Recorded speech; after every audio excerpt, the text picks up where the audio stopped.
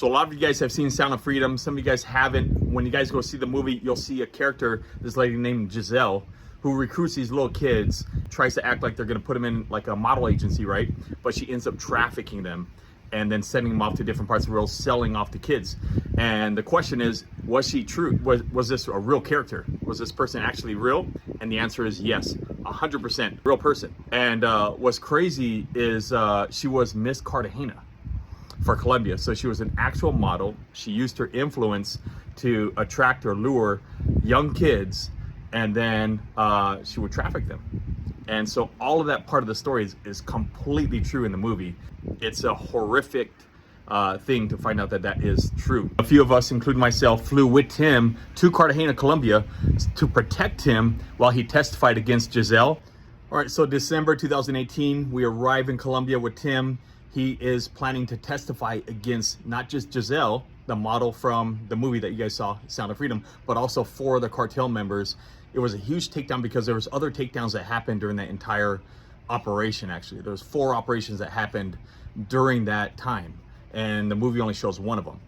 And so we go to our safe house. We do planning to protect Tim. Why? Because we got threats that they might even blow up the courthouse, actually, to destroy their witness. And so watch this clip. There is a nice little square we can do if we need to come back. The plan is, once we feel it's safe, perhaps Kaheakamauu and I might walk in first just to see what's going on. Once Cooper says the go-ahead's all right, Cooper and Tim and Steve will then walk in. For those of you who remember, you walk essentially right to the right. You go in, the little area, there's a metal detector, which doesn't matter, just pass right through even if it beeps. All the way to the end of the hallway, it dead ends, take a right then into the small courtroom. The armed guards will be right outside the courtroom. They will be in touch with Kaheakamauu and I will be in the car. We'll be parking the car. Once it's safe, we'll most likely be hanging out in the hotel right next door. I'll be in constant communication with her, even though the signal's not very good, and I'll make sure I get their comms as well.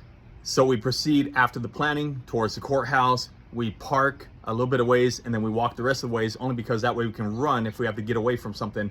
And we had 2 different getaway cars ready and willing, as well as armed guards, as well as ourselves there to protect him. We've got armed guards, got the tourniquet kit, we've got medical supplies, covering all the entrances. All right, so we're back in Cartagena. We are coming to testify round 2. A bunch of traffickers that we took down a while back, and we are hoping for a positive outcome here. We got really solid evidence, video evidence that the defendants don't even know we have. So they're gonna get up and lie, and then we're gonna say we were recording that with our hidden cameras, right? So solid case, and here we go. Also watch a clip of one of our OER guys, which is very, very normal for him to be carrying a medikit on his leg, tourniquet, and those kind of things in case he gets shot. This right here, got the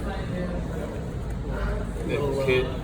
Emergency medical setup for the field. Inside the courthouse, myself sat behind Tim. One of our other guys sat next to Tim. Tim had bulletproof vests on as well, and he was prepared to testify. You'll see the picture right here. And then we were there actually for 5 or 6 hours, and he testified against all of them, and then we were able to proceed to leave. But the longer we were there at that courthouse, the longer he was exposed to the possibility of cartels taking him out, or us out as well, or the entire building. And so it was it's not just that we go in for the rescues, which is huge, but it's also that we put away these pedophiles and put away these people that are hurting children around the world, that we put them away in prison. And that's also a huge other task of its own, is make sure and ensuring that the courts put them away. That evening, though, we were able to leave the courthouse. Everybody left safely. We returned back to our safe house. We stayed the night, and then we flew out the next day. And thankfully, we were all safe. And so that's it. That was the Cartagena story. That was the ending of it for Giselle.